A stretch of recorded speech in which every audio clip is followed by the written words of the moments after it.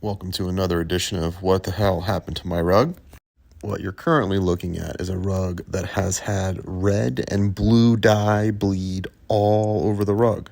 I've taken the liberty of taking some close-up shots and letting them scroll through, and also a little video here to show you just how bad it is. It is absolutely the worst dye bleed that I've ever seen. And I say that because these rugs are typically known for their unstable colors. The rug was made in Nayan, Iran, typically considered a Persian rug. And this rug is worth several $1,000s, maybe $10,000 or $15,000. So when you have a rug like this, a customer is not going to be too mad about spending, $1,000 or even $1,500 to have all of this corrected. Now, I will say that this rug took me several weeks to clean, maybe 2.5 weeks. Obviously, I didn't work on it that entire time, but, there were several hours a week that I'd put into this, totaling probably about 10 hours, maybe 12 hours. A lot of people that I spoke to about this rug before I got started told me that I should consider this rug a total loss and have the owner's insurance company just pay them for it and then just discard the rug. Well, if you've been coming around here for any period of time, you know that I like a good challenge, and I like to save rugs from the landfill. So I absolutely accepted this challenge. The first part of the process for this rug, I'm really just trying to get the crusted ocean sand water out of it. The rug came from a home on the ocean over in Fort Myers and had a really thick coating of crud, I'm not even really sure what it was, on the surface. So I'm basically just trying to break all that stuff up.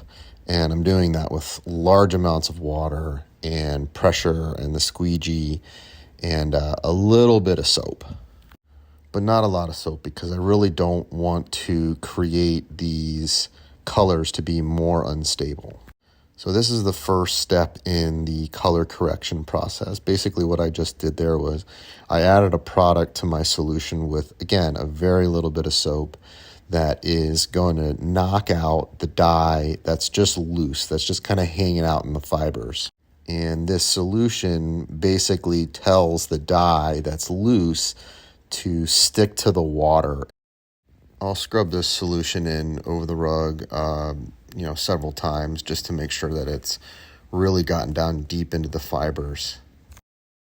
Then I'm going to mix up a batch of pretty strong stripper.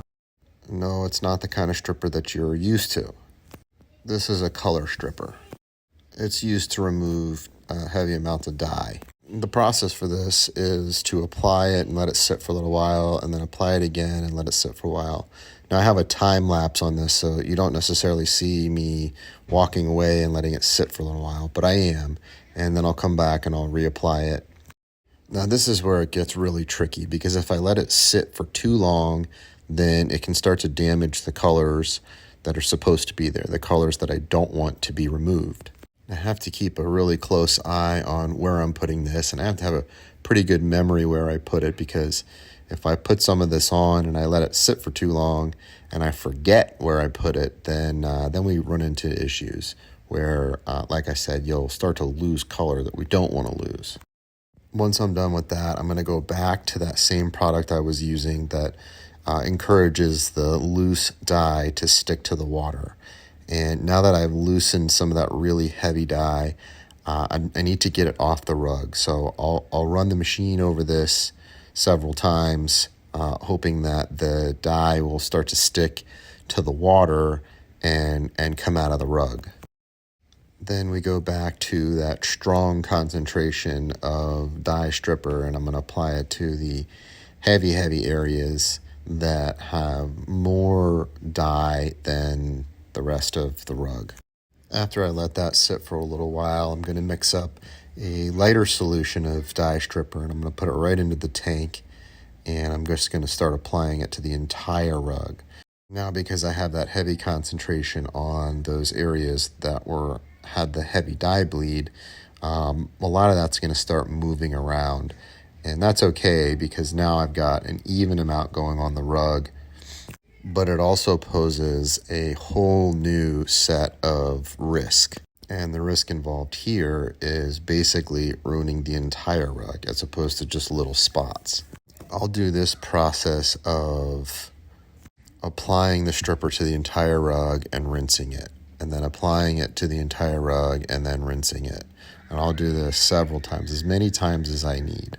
Now, keep in mind, I've done this over the course of, like I said, 2 weeks, and it was a couple hours here, a couple hours there. So the video that you're seeing is basically just a compilation of several different cleanings.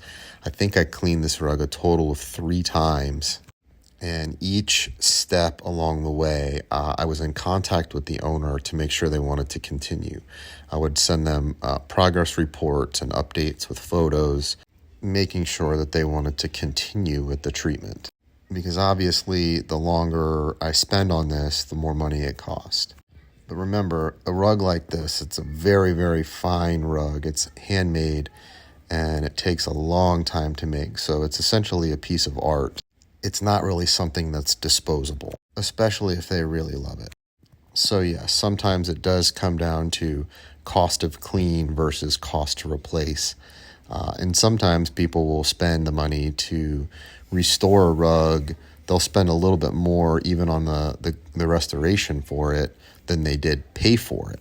And there are different reasons for that. Sometimes rugs stay in families for long periods of time, and they become family heirlooms. And then sometimes people just really like the way that their rug looks in their room. Regardless, it's not my job to decide whether they should keep the rug or not. I just give them the facts, what they can expect, how much it's going to cost, and let them decide. But again, this is a very expensive rug. So spending $1,000 or $1,500 on this rug is not a big deal for the owners. By now, you're going to start to see the colors of this rug really pop. As I wash away the over dye or the bleed, the natural colors that are supposed to be there are really going to start to show up. And here what I'm doing is I'm trying to use the machine, the weight of the machine, to squeegee the solution down while I'm applying more solution. And what this does is I'm essentially rinsing the existing solution out of the rug with the weight of the machine while simultaneously putting new solution down. And I'm going to be honest, a lot of the people in my industry would give me crap for this. They would say that this isn't the right way to do it, that it's not very controlled. But I don't really care what they say because I know it works. At least it's what works for me. And I think you'll agree with me when you see the end result. So I'm going to give you a quick look at what it used to look like. Then incoming is what it looks like now. And for those of you who have a bad memory, here's a side by side.